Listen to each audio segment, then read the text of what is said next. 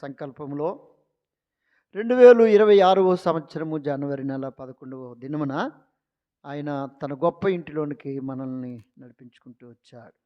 ఇర్మియా గ్రంథము 18వ అధ్యాయము 4వ వచనాన్ని చదువుకుందాం. ఇర్మియా గ్రంథము 18వ అధ్యాయము 4వ వచనము. కుమ్మరి జిగట మట్టితో చేయుచున్న కొండ వాని చేతిలో విడిపోగా ఆ జిగట మట్టును మరలా తీసుకొని కుమ్మరి తనకు యుక్తమైనట్టుగా దానితో మరి యొక్క కొండను చేసెను. ఆ జిగట మన్నును మరలా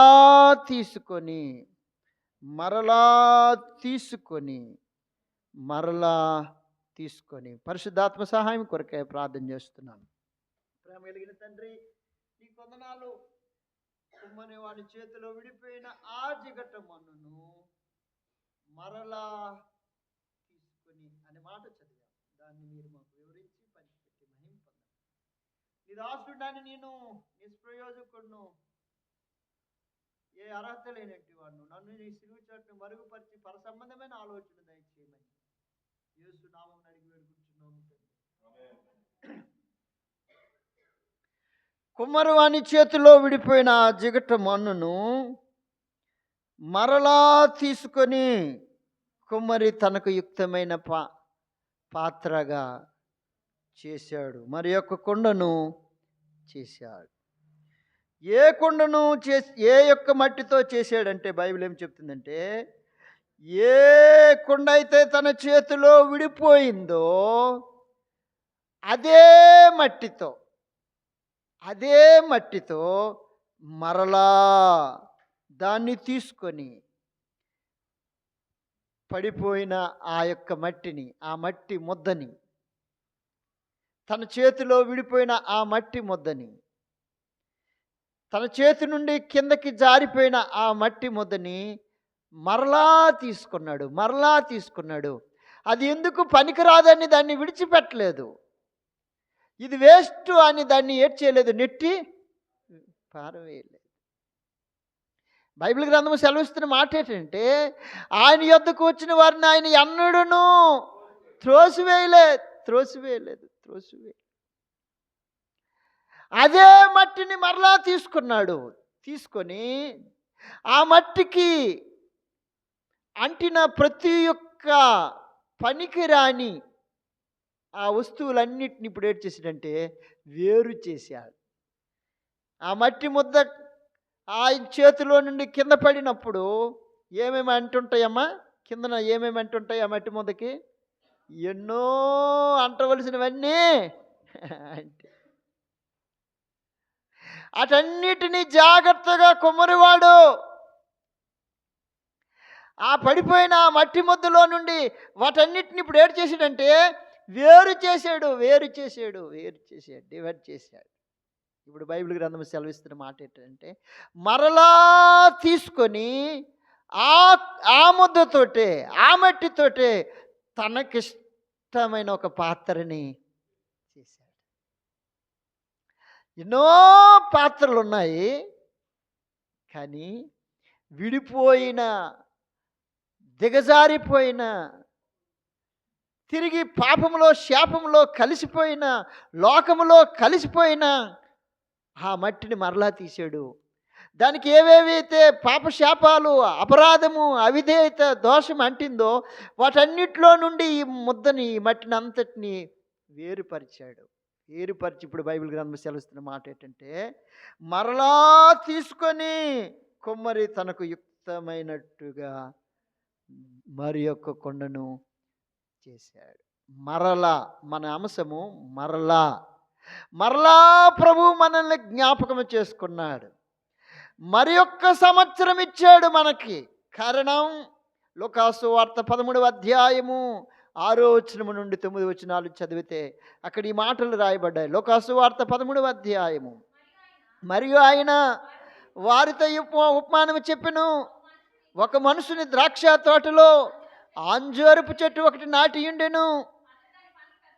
వెదకి వచ్చినప్పుడు ఏమీ దొరకలేదు.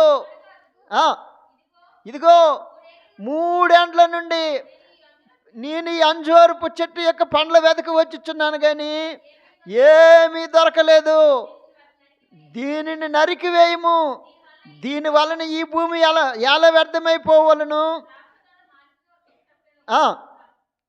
అయితే వాడు, అయ్యా నేను దాని చుట్టూ త్రవ్వి ఎరువు వేయమట్టుకు ఈ సంవత్సరము కూడా, అది మరలా ఒక సంవత్సరము,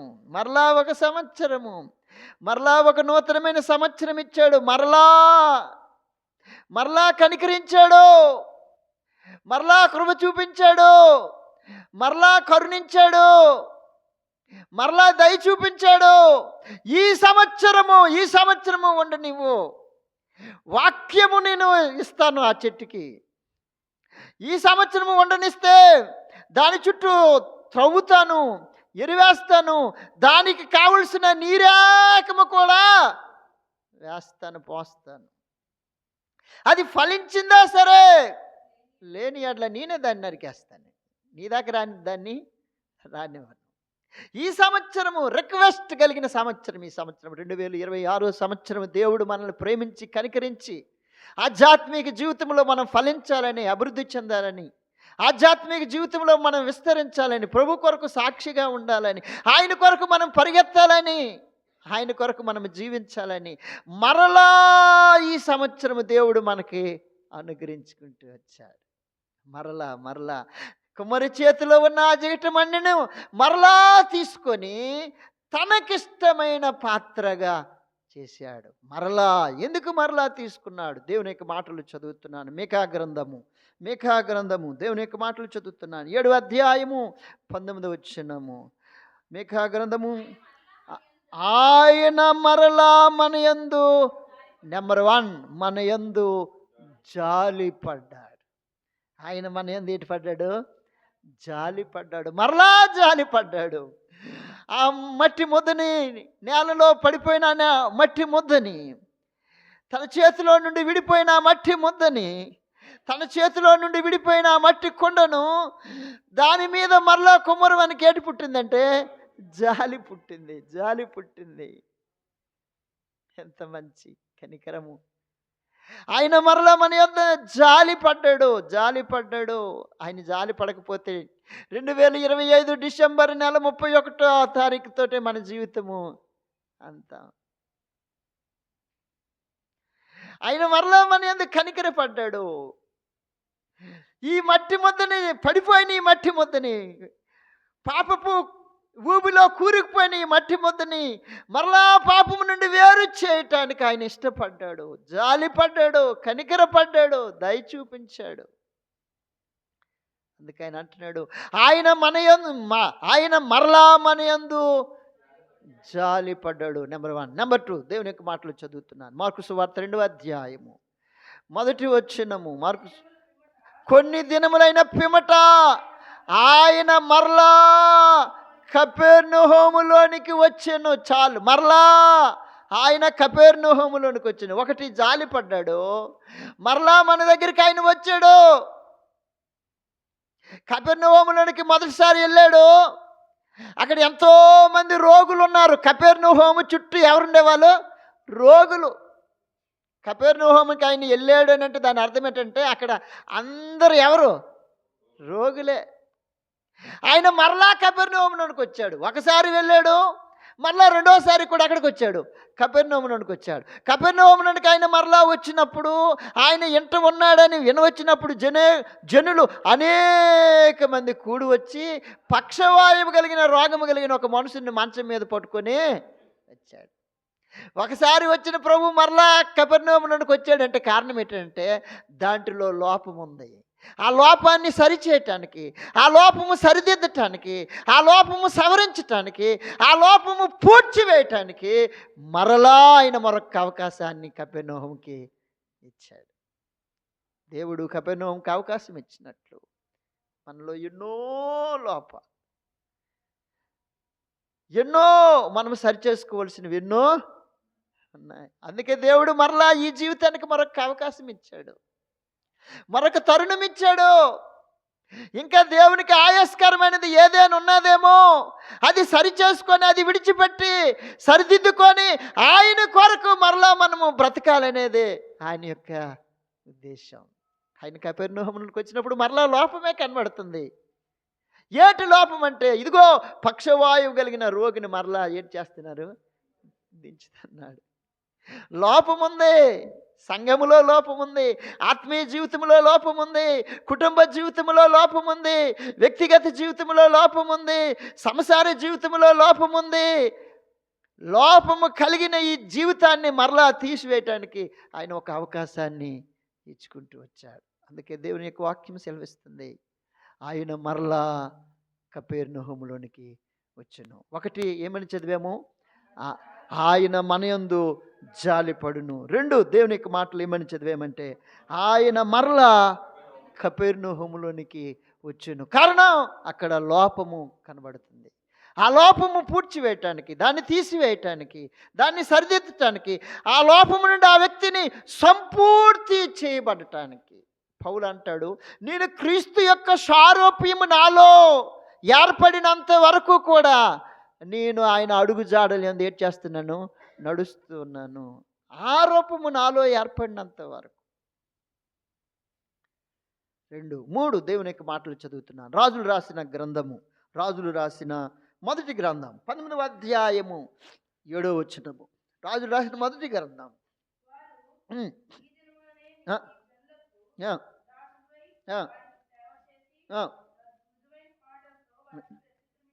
19వ అధ్యాయము, రాజులు రాసిన మొదటి గ్రంథం 19వ అధ్యాయం 7వ వచనము. అయితే రెండవ మారు వచ్చి, అనగా మరలా వచ్చి అతన్ని ముట్టి, నీ శక్తికి మించిన ప్రయాణము నీ కొరకు చాలు. మరలా ఒక అవకాశం ఎవరికి ఇచ్చాడు, ఏలియాకి ఇచ్చాడు. ఏలియాకి ఒక అవకాశం ఇచ్చాడు. మరలా ఒక తరుణం ఇచ్చాడు. ఏలియా యెజబెలుకు భయపడి బదిరీ వృక్షం కింద ఉండి చనిపోవాలని ప్రార్థన చేస్తున్నాడు. చనిపోవాలని ఏం చేస్తున్నాడు, మరణ అపేక్ష గలవాడై ప్రార్థన చేస్తాడు. ఎవరికి భయపడిపోన్నాడు, ఒక స్త్రీకి భయపడిపోన్నాడు అండి. గొప్ప దైవజనుడు. ఎంత గొప్ప దైవజనుడు అమ్మా ఏలియా, ఎంత గొప్ప దైవజనుడు. ఆయన ప్రార్థిస్తే ఆకాశం నుండి అగ్ని వచ్చి వధింపబడిన పశువును కాల్చివేసింది. అంత గొప్ప దైవజనుడు ఎవరికి భయపడిపోయాడు, స్త్రీకి. స్త్రీ అంటే సామాన్యమైన వ్యక్తే నాయన. అందుకని పౌలు అన్నాడు, సంఘములో స్త్రీలు మౌనముగా ఉండవలసిందే, మాట్లాడడానికి వాళ్ళకేట్లేదు. మనకి ఇక్కడ బోల్డొట్టి అధికారాలు ఉన్నాయి నాయన.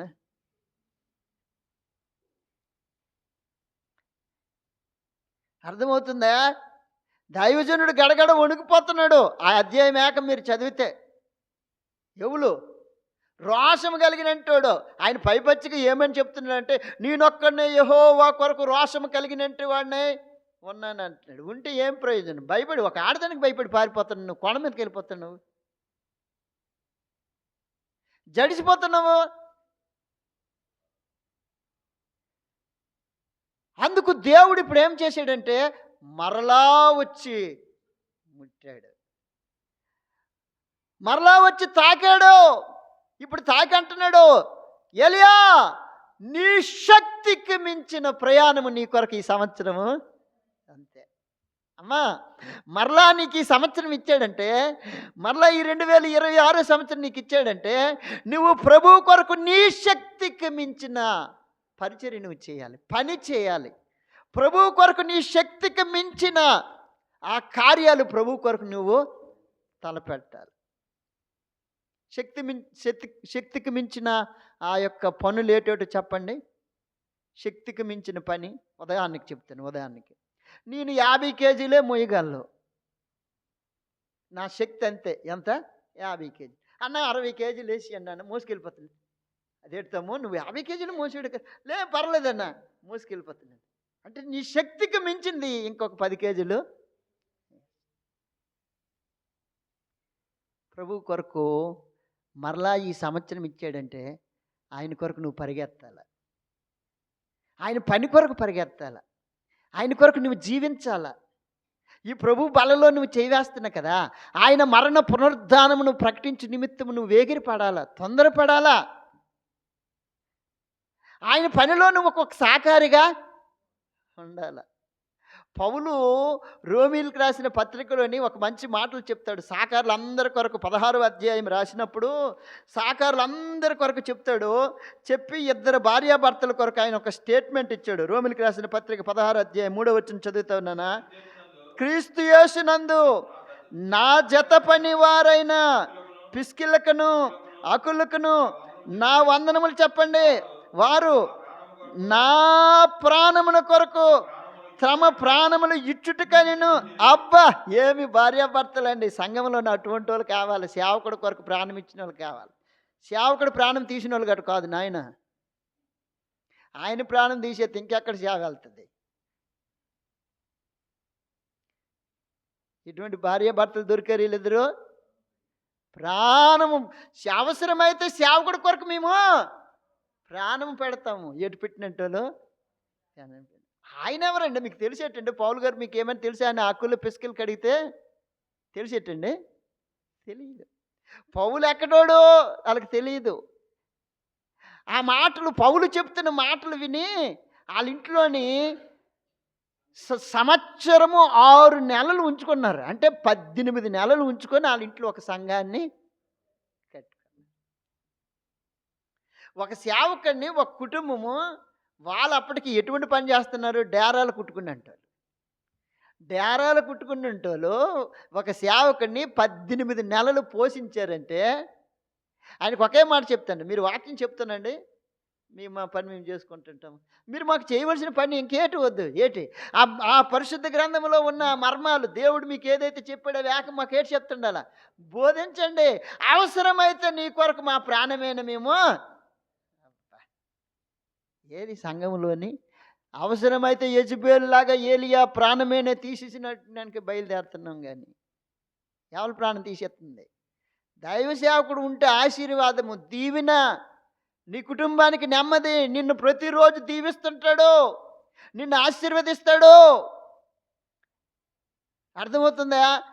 ఉదయకాల సమయంలో ఒక చర్చికి వెళ్ళాము సువార్త చెప్పడానికి. అంటే సువార్త మీటింగ్ ఉందని చెప్పడానికి వెళ్తే ఆయన ఒక మాట అంటున్నాడు. అయ్యా, మీ చిన్న సంఘానికి ఒక పెద్ద పాస్టర్ గారిని తెచ్చేవంటే నువ్వు ఎంత గొప్ప పాస్టర్ నాకు అర్థము అయ్యింది.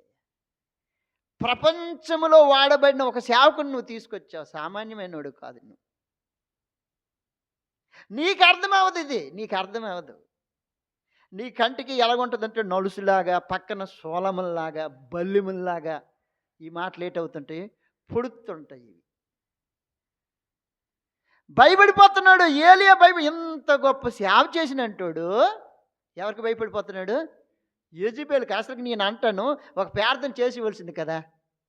ఎవరి కొరకు?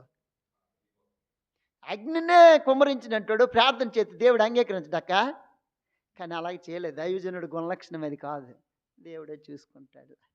అన్నీ దేవుడే చూసుకుంటాడు. ఇప్పుడు దేవుడు చూసుకుంటాడు కాబట్టి దేవుడే దిగి వచ్చి అతన్ని మరలా అంటాడు, ఏలియా, నీ శక్తికి మించిన ప్రయాణం నేను నీ కొరకు చచ్చిపోతానంటోడు. గొప్ప రహస్యం, జాగ్రత్తగా రండి. చనిపోతానంటోడికి చావు లేకుండా తీసుకొని వెళ్ళాడు దేవుడు. చెప్పలు కూడా దేవుడు నామని నిజంగా మహింపరచాల. చనిపోతానంటోడికి ఏటి లేకుండా తీసుకెళ్ళాడు? మరణము లేకుండా ఎక్కడికి వెళ్ళిపోయాడు? పరలోకానికి. ఎంత గొప్ప సంఘటన. ఆ రోజుతోటి దేవుడు ఒకవేళ ఈయన ప్రార్థన ఆలకించి పరలోకం నుండి దేవుడు ఆమేనని చెప్పాడంటే ఈయన పని అయిపోను. దేవుడు ఎక్కడ ఆమేనని చెప్పలేదు, పరలోకంలో ఆమేనని నేను చెప్పలే. అందుకనే ఆయన ఏడు చేశాడు? సజీవునిగా పరలోకానికి ఏడు చేశాడు? తీసుకుని వెళ్ళాడు. ఎంత గొప్ప సంగతి. నీ శక్తికి మించిన ప్రయాణము. ఈ సంవత్సరము 2025లో నువ్వేదైతే చేయలేకపోయావో ప్రభు కొరకు, 2026లోనే నువ్వు చేయటానికి ముందుకు రా.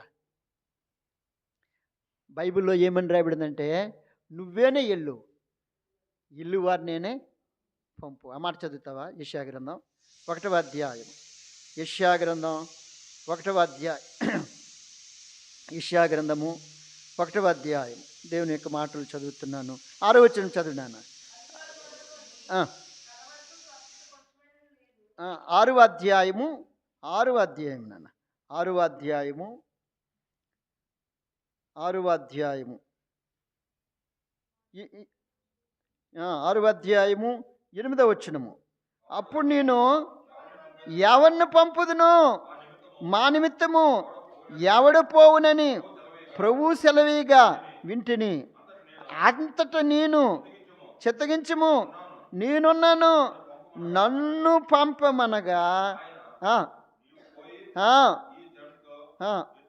చాలు. ఎవరిని పంపుదునని అనగానే ఈయన ఏమన్నాడు? నేనున్నాను.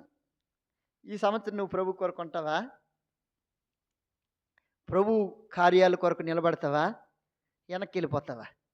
నేనున్నానని చెప్పగలవు ఈ సంవత్సరము?